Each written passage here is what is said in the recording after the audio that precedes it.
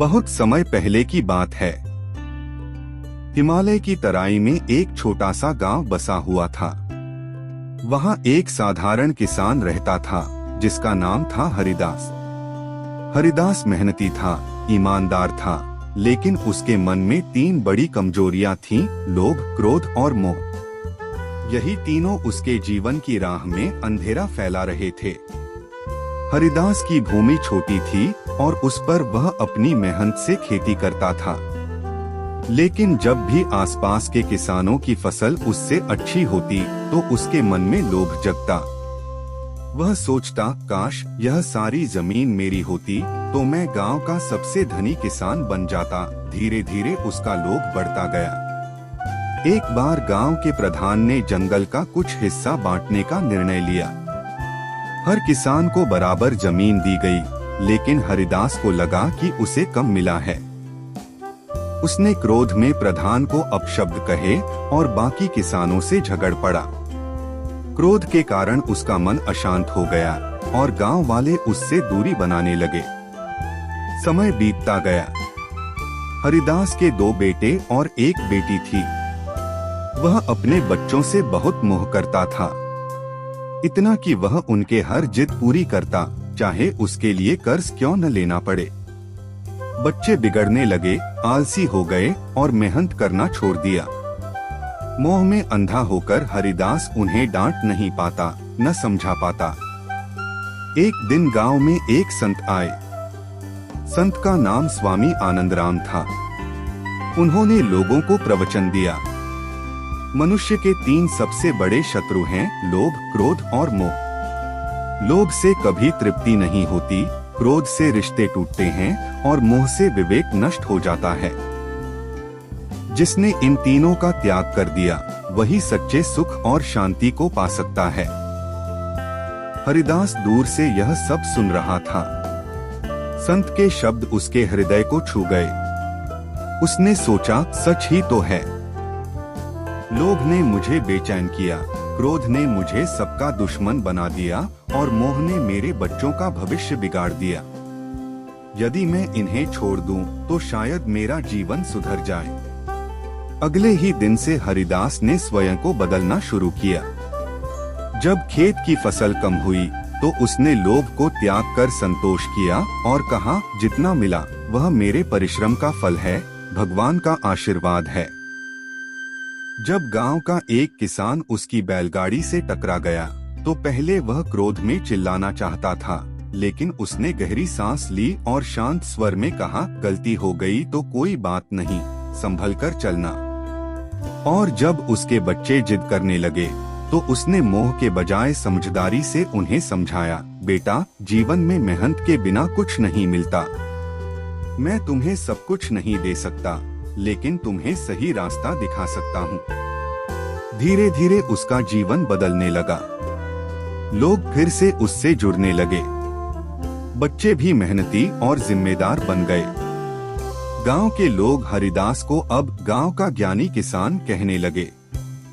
कई साल बाद जब हरिदास वृद्ध हुआ तो उसके चेहरे पर अजीब सी शांति झलकती थी।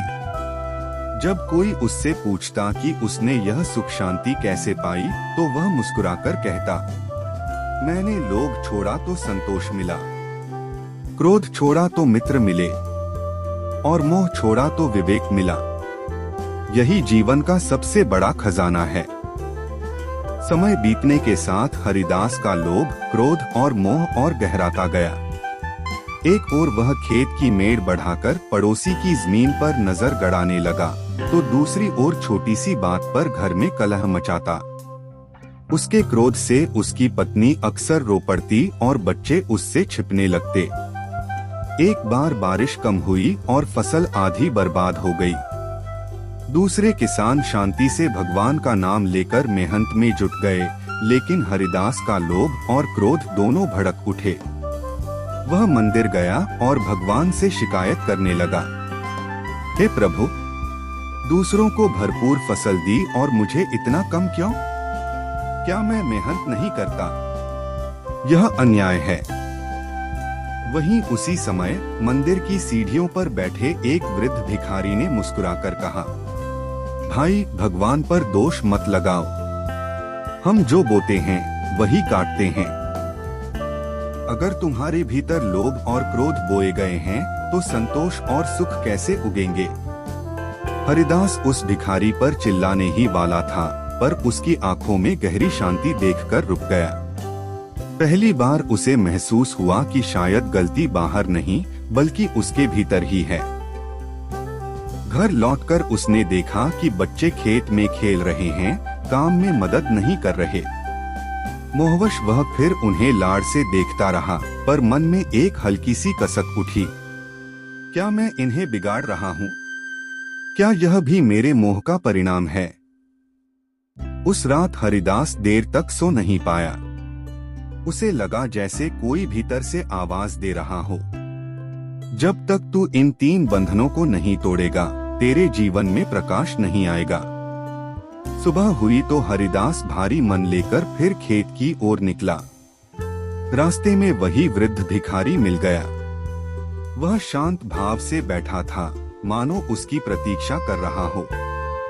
हरिदास ने झिझकते हुए पूछा, बाबा, आप कह रहे थे कि जब तक मैं लोभ, क्रोध और मोह को नहीं छोड़ूंगा मुझे सुख नहीं मिलेगा, लेकिन इन्हें छोड़ूं कैसे? ये तो मेरी आदत बन चुके हैं। भिखारी ने मुस्कुराकर कहा, बेटा, आदतें रातों रात नहीं बदलती, पर एक एक कदम से बदलाव संभव है।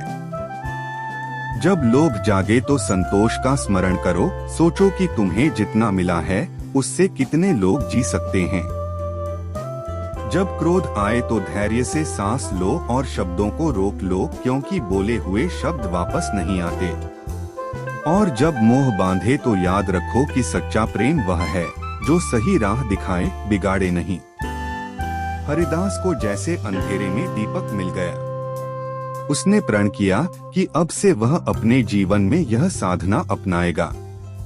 दिन बीतते गए। जब भी लालच उठता वह खुद को याद दिलाता, असली धन तो संतोष है। जब भी क्रोध भड़कता वह गहरी सांस लेकर मौन साध लेता।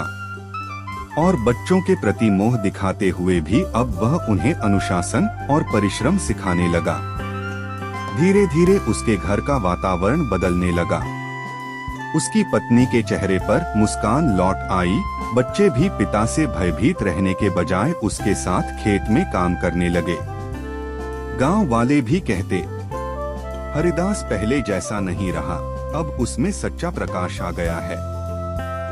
कई साल बाद जब हरिदास वृद्ध हुआ तो लोग उसे किसान ही नहीं बल्कि गांव का मार्गदर्शक मानने लगे। उसने अपने अनुभव से सबको यही सिखाया, जीवन की असली फसल खेतों में नहीं, मन में उगती है। अगर मन में संतोष, शांति और सच्चा प्रेम बोओगे तो सुख की फसल अवश्य काटोगे। कहानी का सार यही है, लोभ, क्रोध और मोह का त्याग ही जीवन का सच्चा उजाला है।